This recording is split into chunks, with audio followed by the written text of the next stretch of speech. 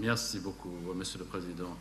Comme président de la session, merci beaucoup pour avoir été dans le cadre, ainsi dans vos remarques, ainsi dans le temps limité de 10 minutes. J'ai juste sur le point de 10 minutes que vous étiez. Donc, on a maintenant 3 personnes qui sont déjà inscrites que j'aimerais prendre et je vous demande, puisqu'il a une quinzaine de minutes qui nous reste, d'être aussi bref que possible pour que les gens puissent aussi alimenter la discussion avec leurs idées. Donc, maximum, je crois, 2 minutes, si vous pouvez bien. Commençons avec Manuel Franco, puis suivi par M. Roel van de Veen, et puis M. Abdel Saif. Manuel Franco, the floor is yours. Thank you, Mr. President. Thank you, High Commissioner. Thank you, the government of Morocco and the beautiful, magnificent organization that brought us here. I just would like to add something to the debate. I think that we might look into some different ways of reorganizing the concept of aid to development, together with new forms of investment in the economies of the undeveloped countries around the Atlantic zone. I think that it is obvious from our debates and also from reality that there is a huge difference in development between the North and the South. There is also a tradition in the North with political connotations of a military alliance, be it defensive, doesn't matter, but in what concerns the possibility of dialogue with all countries around the Mediterranean, the Atlantic basin, I think that the reformulation of the concept of aid, public aid to development, difficulties of applying that aid, difficulties of executing such programs, be it of the European Union or other international programs, and the new questions of how to invest, how to apply bond programs to developing countries, how to supply money to their treasuries. I think that it would be an interesting item to have in this governance of the Atlantic space, some items on this specific question of how to reformulate aid programs to make them more relevant, more interesting, and more useful to provide for international financing of the developing countries. Thank you, Mr. President.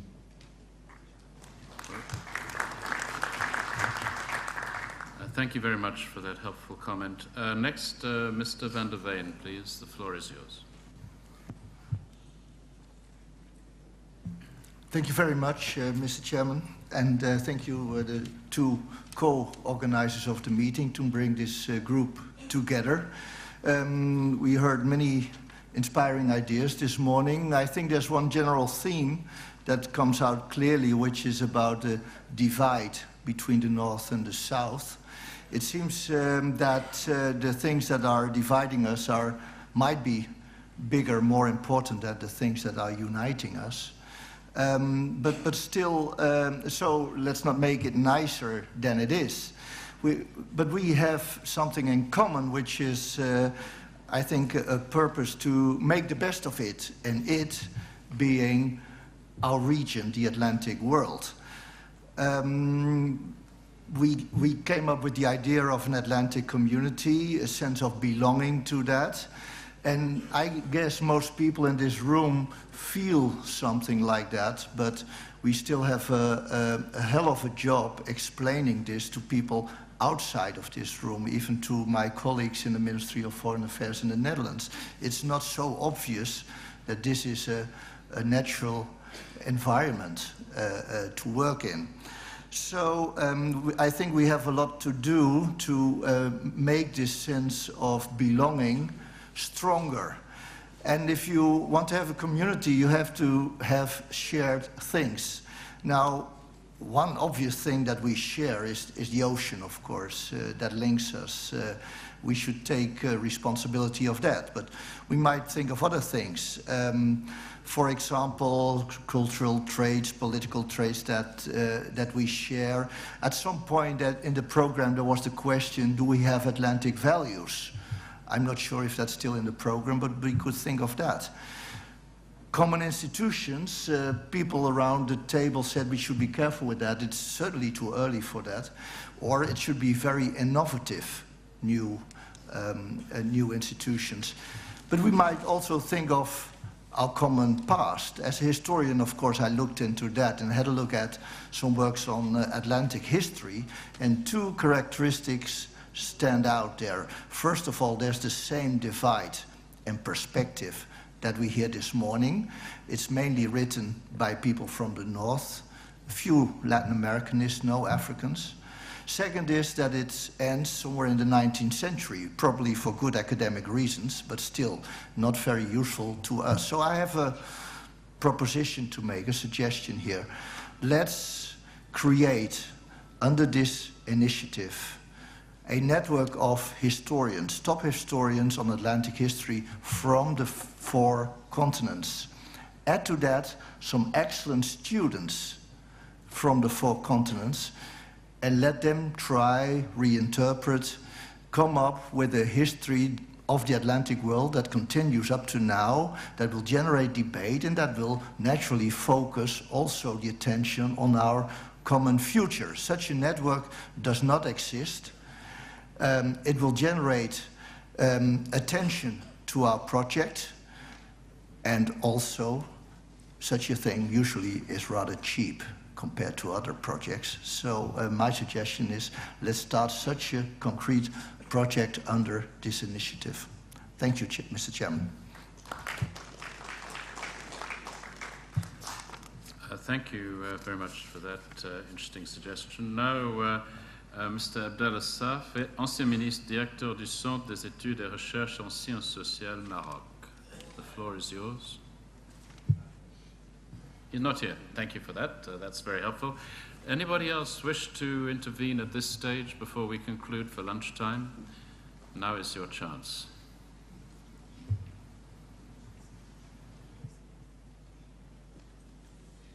At the back there. Please.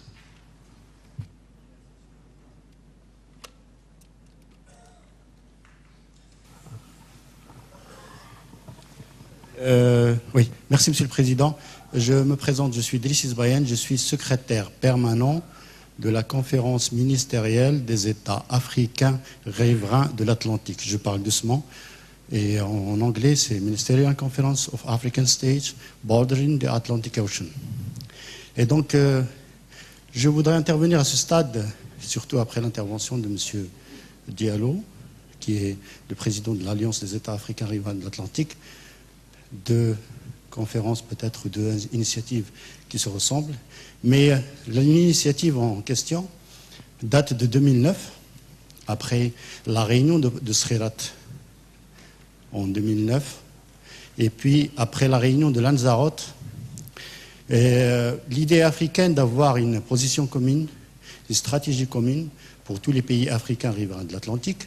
Je parle donc de Tanger jusqu'au Cap, qui regroupe 23 pays africains, avec toutes les potentialités économiques. Comme vous le savez, c'est presque 70% du PNB africain, 50% des réserves pétrolières et de toutes les richesses halieutiques. Et donc, la première conférence, il y a une conférence qui a été, sur l'initiative du Maroc, a été organisée en août 2009, où il y a eu la déclaration de Rabat. Il a regroupé tous les pays africains riverains de l'Atlantique. Et c'est devenu une session ministérielle annuelle. On a eu la 2e réunion en 2010. Malheureusement, en 2011, vu ce qu'on appelle le printemps arabe et l'occasion pour le Maroc de renforcer la démocratie avec toutes les séquences d'avoir une nouvelle constitution, un nouveau gouvernement. On est en train de préparer une 3e réunion ministérielle en 2012, toujours au Maroc.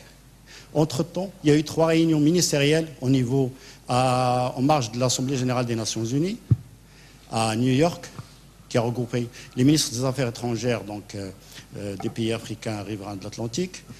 Et il y a eu l'adoption d'un plan d'action qui s'occupe dans une première phase de trois thématiques, à savoir l'énergie, mais également l'économie de la mer, mais surtout le dialogue politique et la sécurité.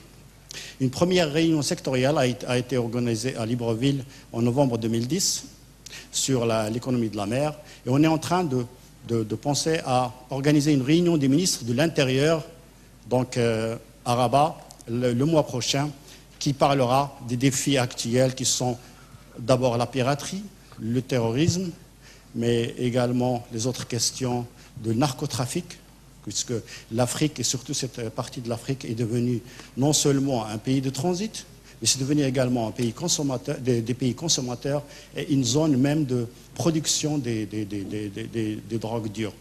Et juste parce que je voulais souligner qu'on pense maintenant, comme a été proposé par M. Diallo, d'avoir une organisation, je voudrais juste signaler que cette organisation existe, puisque nous avons créé même des experts, des points focaux, qui pensent à institutionnaliser cette initiative par une convention, par un accord de siège.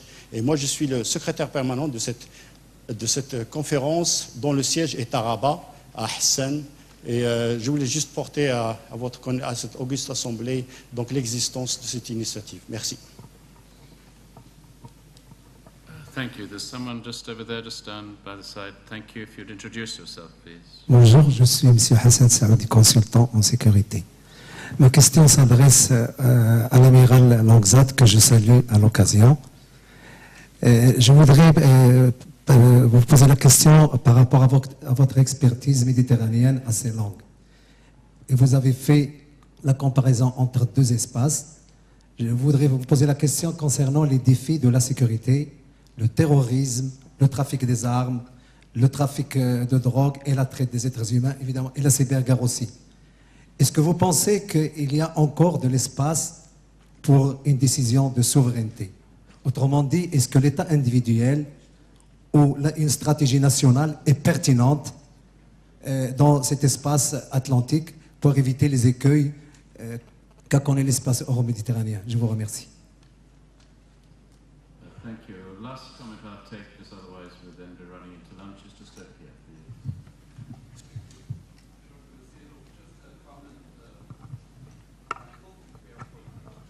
I'm trying to prepare for this afternoon's session on the economy.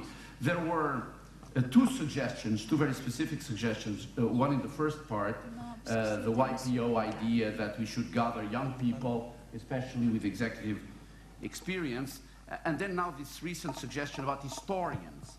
And I think somehow the two should not be seen as disjoint, and as an economist I would like to add a group of economists as well, any age might do. But the reason I'm mentioning this is that common knowledge, mutual knowledge, is actually what we need to reinforce the feeling of allegiance. And so this point, which has been at the heart of the various initiatives in Morocco, understanding better what we are talking about. This involves certainly economists, it involves historians, but it also involves the private sector, the executives. Just a suggestion for this afternoon. Thank you for recognizing me. Well, thank you very much, and thank you to all of you for your participation. Speakers, of course, included in our discussions this morning. If the microphone allows me, otherwise I seem to get cut off in full flow. I think that there is thought which is coming on long-term trends, because my experience in working in this particular area shows that we don't actually differ much in looking at the question of long-term trends. The work done so far between the European Union and the United States has shown, when we did a joint document about 18 months ago on global governance 2025, there was hardly any difference in the thinking of it as to think how the world is likely to be. The question will then come, how do you use that information to start building joint initiatives together? Because if there's anything which characterizes what 2025 and 2030 will look like, it's we have to prepare for a world of complexity. And one of the hallmarks of this is how will we maintain a multilateral system in a multipolar world. So my second thought, building on this, is it may be within this framework, those interested to work with those who already have established or are establishing systems looking at long-term trends, that would actually be a very helpful approach, if I might say, to answer Pierre Vimon's point this morning about priorities. because it's nothing like looking at long-term trends to understand what your priorities are. They're very different from the ones that you'd take if you start off with a piece of paper and start putting down what your priorities are today, because the world is changing extraordinarily rapidly, technologically, politically, strategically, and I think that work on long-term trends could be very helpful. And my last specific comment here is that with the United States, and I've had some, but Bart Gordon would maybe be able to help me on this when he chairs a little bit later. The best way I've seen for transatlantic initiatives to come is for Europe actually to be united and to say, look, this is what we want to do, and then America responds. What America can never do is if Europe is divided and hasn't got an idea of what it wants to do. On this trade and growth and jobs initiative, responding to the last speaker about economics, Europe is very clear about that. For 3 times in the last 12 months in the European Council, we have specifically requested a trade and investment agreement, and why Angela Merkel, David Cameron, Mario Monti, Mr. Rajoy, most, and I think even including Mr. François Hollande, I suspect, will in the end think this is a good idea, and this is why it is actually going to happen. It'll change the way the Atlantic is seen in the global system, particularly if you're looking at it from India and China. And then my last, I think, thing, and kind of coming to my conclusion, is to Mr. Lopo. I think you're right. This is a work which is going to maybe take 50 years. It's not going to be done tomorrow. But I think what is urgent is to start it today, because if we don't start it today, then we're going to be taken over by other places and other events in other parts of the world. So my last thanks are to you, Monsieur le Commissaire, for having hosted this event. I've been very pleased to be able to chair this session. Jean-Claude, thank you very much for having given me this opportunity. And if I might choose another Frenchman as a citation, I don't know why I'm thinking in French, but voilà, c'est comme ça. C'est Voltaire. He said, God is not on the side of the big battalions, but of the best shots. It's worth thinking about. Thank you. Merci beaucoup. Merci beaucoup à vous-même. C'est très intéressant.